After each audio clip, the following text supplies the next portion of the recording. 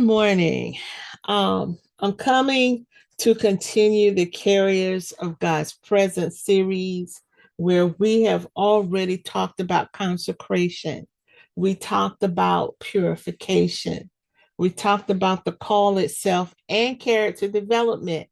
I was truly ready to go into the commissioning.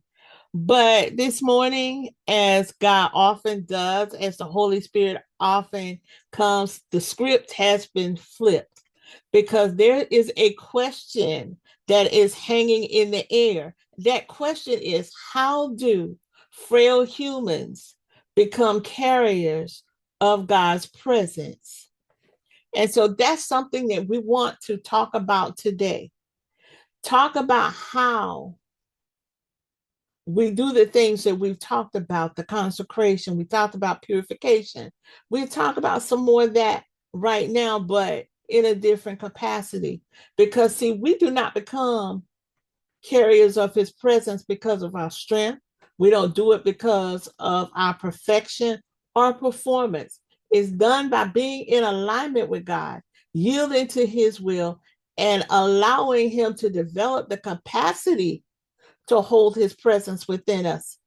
A very deep truth in this situation is that God does not rest on the flawless.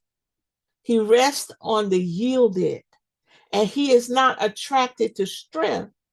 He's attracted to surrender.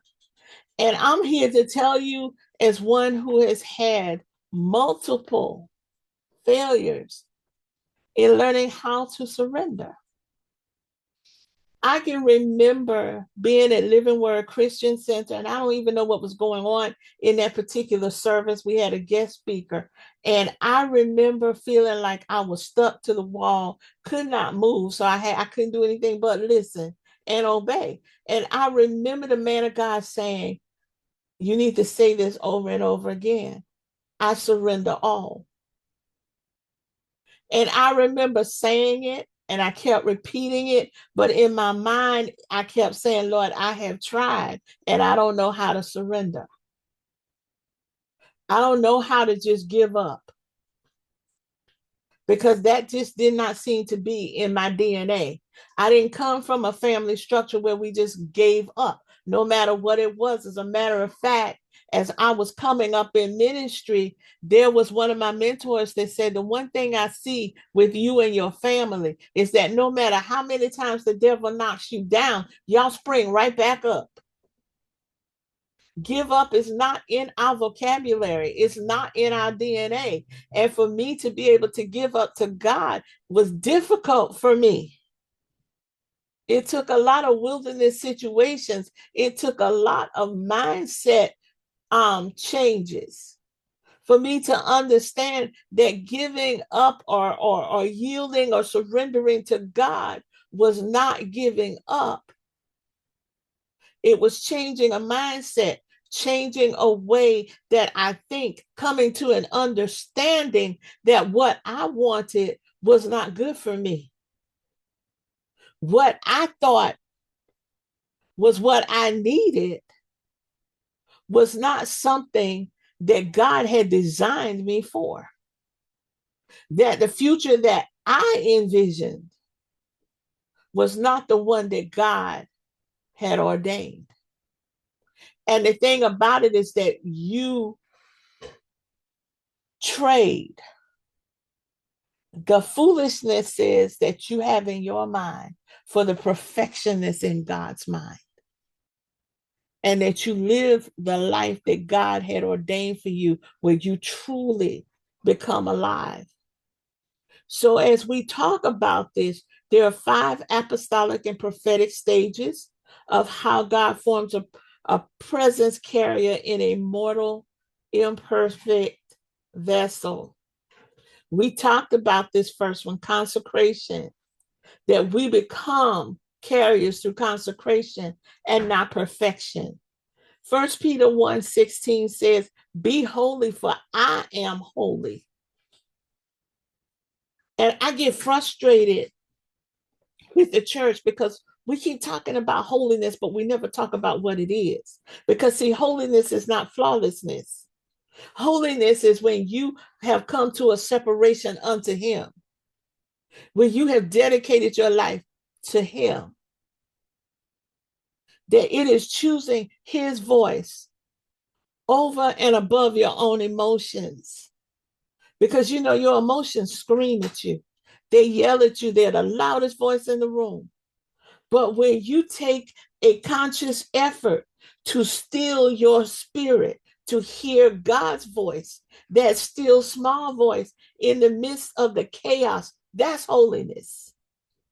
Holiness is protecting the altar of our heart, not allowing anything and everything to enter, not taking seriously everything that mere mortals are saying to you, but hanging on what God says. Holiness is removing anything that competes with God's dominion over your life. Some of us say we trust God, when in actuality, we trust our bank account. We say we trust God, but we trust what our friends tell us because our friends seem to have the life that we want, the lifestyle that we are striving for, which may not be what God is striving for your life. That's where consecration comes in, because consecration is the womb of the presence of God. It's what's inside the cocoon. And if you've listened to me at any point in time, you've heard my story about the cocoon, where I sat in the conference room and I was in trouble for something I didn't even do. And I was told that I was being placed in a cocoon. But in my mind, that was a place of confinement. That was a place where I was being punished, not understanding that the cocoon is the place where you meet God, where his presence settles, and where you as a vessel are set apart for his purpose. It took a change in mindset. It took some research to understand that a cocoon is set up for the comfort of the one that is being developed within it, that it's like silk on the inside. But that's hard to see when you're on the outside trying to look into something that you really cannot see. Consecration, not perfection. But then there's brokenness, not bravado. Psalms 51:17 says, a broken and contrite heart, O Lord, you will not despise. Because, see, God's presence rests on what he can reshape. You can't reshape something that is already built into a permanent structure. Take a vase, for example. It's already been shaped, it's been cured in the kiln, and it is hard. You can't reshape that. The only way you can reshape it is to break it and make something absolutely new out of the broken pieces. Your failures, your wounds, your disappointments, your inconsistencies, they become the exact places where the oil of God flows. Oil doesn't come from whole olives. Oil comes from crushed ones. Pure gold doesn't come from unpurified gold. And gold can only be purified in high heat. A lump of coal doesn't become a diamond without friction and pressure. See, presence carriers, they're shaped in the crushing, not in the spotlight. But see, that's not what society tells us. We all think that, success means numbers, that we've got to have so many followers, that we have to have so many likes on Facebook, on YouTube, on whatever social network you're on.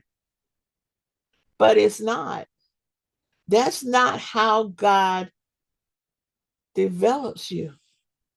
He develops you in the midst of the crushing, in the midst of the adversity that you go through. You grow in wisdom by the things you suffer, not by the amount of money that's in your bank account, not about the type of house that you have. It's in the crushing, but it's also through surrender and not striving.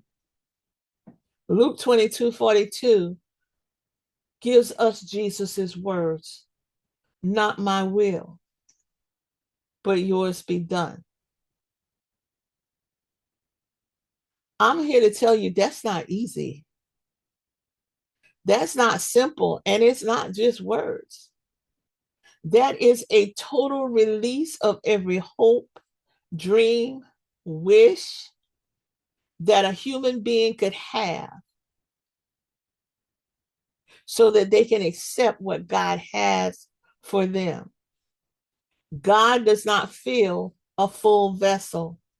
He fills empty ones. Think about that for a moment. What's going on inside your vessel? Is your vessel full of worldly things? Is your vessel full of ideas and expectations that you have come up with throughout your life from watching other people, from hearing other people, from watching TV shows or movies? Or is your life filled with expectations because of the things that you have suffered because you misunderstood why you went through what you went through? So you came up with these mindsets of what you will and will not accept and who you will and will not respect, not knowing that God was developing you, not punishing you. Surrender is not weakness, it's clearance. You make room for him. You have to make room for him. And how do you do that? You yield your own agenda. You obey without delay. You trust without having a full understanding of why do I have to do this? You let him prune what you love and you let him lead where you fear. But I want to go back to that pruning of what you love because that's hard. Because sometimes the very thing we love is the very thing that we have to walk away from.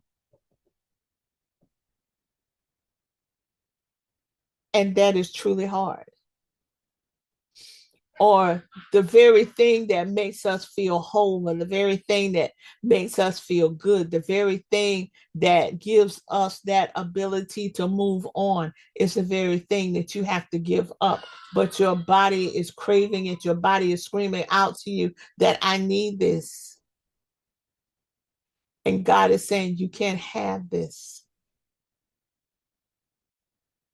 It's like a toddler. If truth be told, 24/7, they would eat candy and ice cream and cookies, but that's not good for them. But according to their body, that's what their body wants. From the first time that they ever get it into their mouths, that's what their body craves, but it's not good for them.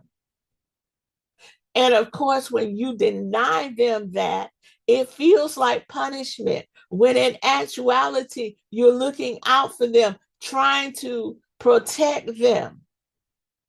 But it doesn't feel like that. And it's the same thing with God. There are things that we do, things that we want, things that we crave, things that make us feel good, that he will say no. And you have to walk away from it, not because of punishment, because in the long run, somewhere down the line, it will cause you to walk away from what God has for you, or it will block your path and make your journey more difficult. I said this to several people this weekend.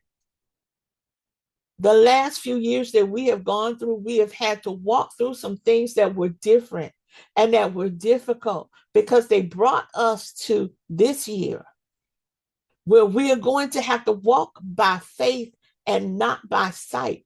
And if we have followed God in these past few years, He has trained us to walk in faith.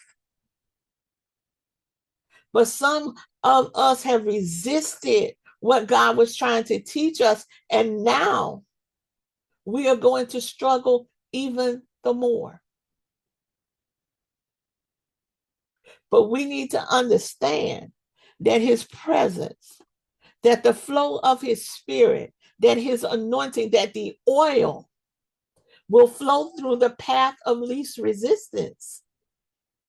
And if you have not done the work to surrender, there will be resistance.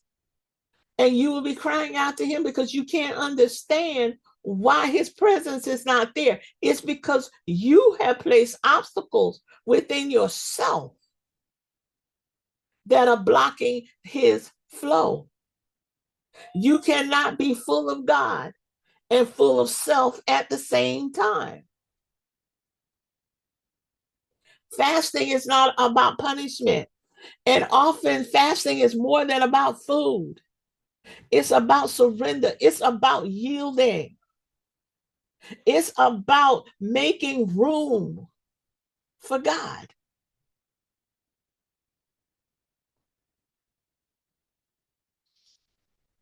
You've got to surrender, not strive.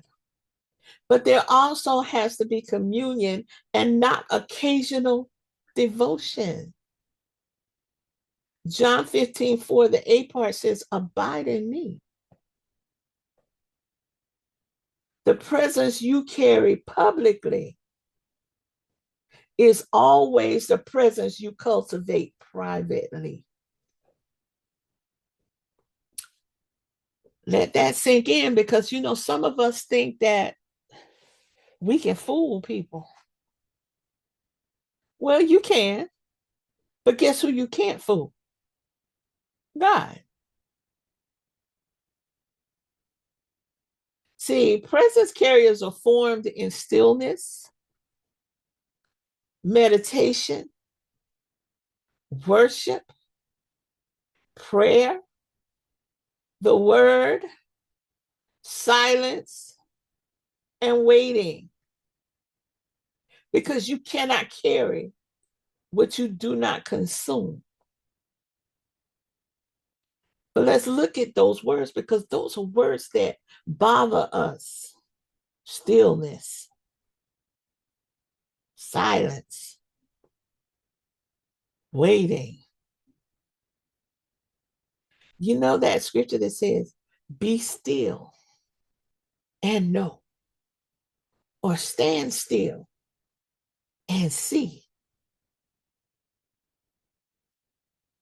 But in this microwave world that we live in, we think that we have to constantly be moving, constantly be doing, constant, constant, constant, constant. And God is saying, sit still for a minute. Quiet your spirit. Listen for the still, small voice in the midst of all the noise. Don't be average. Don't do what everybody else is doing. Be peculiar.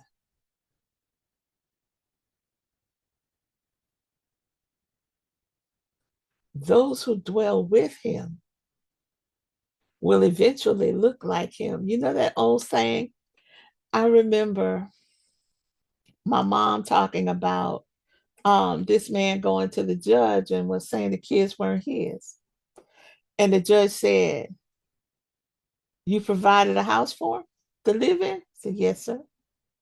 You fed him all these years? He said, yes, sir. And the judge said, then they look like you. that makes them yours. See, those once you start to look like him, eventually you will carry him wherever you go.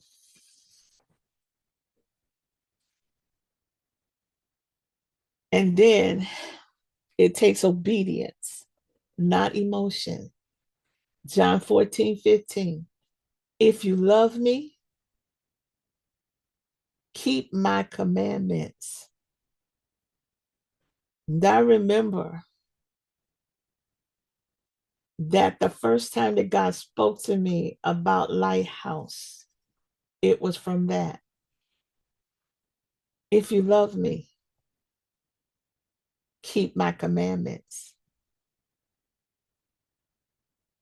Because, see, obedience is the activation key to presence. You know how when you buy computer programs, that you can put the program on your device, but until you have the activation key, you can't use it. We can't be used of God until we're activated. And the key to our activation is our ability to obey God. Because, see, when we are in church services, especially when the service is high and God's presence is there, you see many people who are basking in his presence. They're weeping, they're dancing, they're crying out because many love his touch, but very few love his instruction.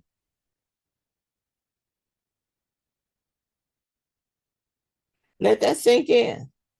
Many love his touch, but few love his instruction. I want you to think about that scene that you see in the church and how the presence of God is there, and the same people revel Sunday after Sunday or worship service after worship service into that presence of God. But once they walk out, their life does not change. That every time that they go to the altar for prayer, it's the same thing because they love his touch, but they don't love his instruction. But presence is entrusted where obedience is proven, not suggested, not what it looks like, but where it's proven to be. Because each yes enlarges your capacity. That's where we talked about capacity building. Each sacrifice deepens your authority. How much do you sacrifice for the Lord? How much do you sacrifice for your divine presence? How much do you sacrifice just to be able to be called his? Because some of us don't sacrifice in any way, shape, or form. Not time, not finances, not services, not even thought patterns or behavior. Each step of faith strengthens your mantle. Can you walk by faith and not by sight?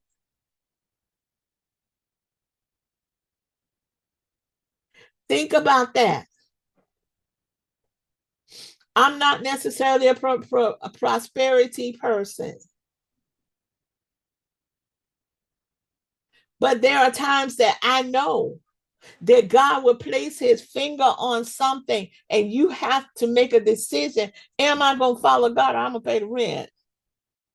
What are you going to do? Or am I going to help this person, even though it's going to place me in a place of ridicule between those people whose opinions are important to me?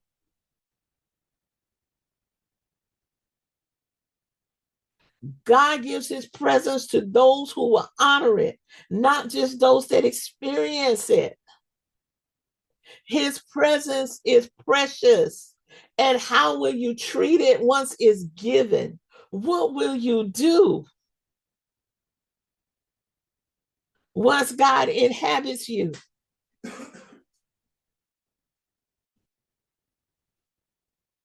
So, how does a mere mortal become a carrier of his presence? Through consecration, not perfection, through brokenness and not bravado, through surrender and not striving, through communion and not occasional devotion, and most of all, through obedience and not emotion.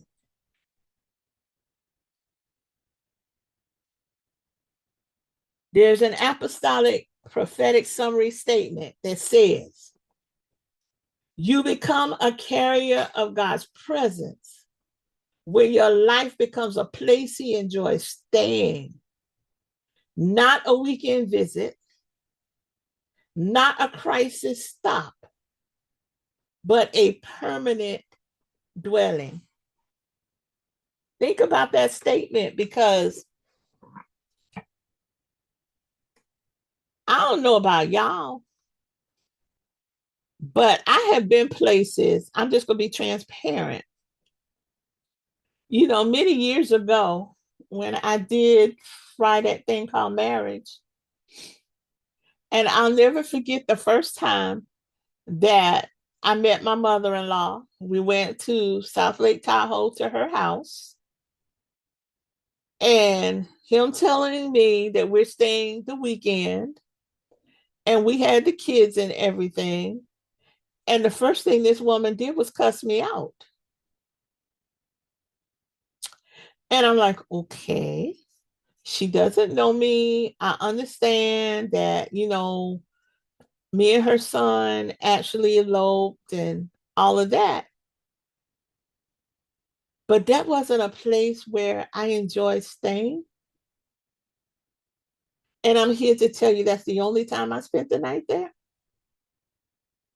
And I think that's what God is saying to us, because I think we have all stayed places where maybe we should not have, and we didn't want to. So just know that it's a place where he enjoys staying. And ask yourself the question, does God enjoy his time with you? And we will continue this next week. Where we're going next week, I don't know, but we will see. God bless you and keep you.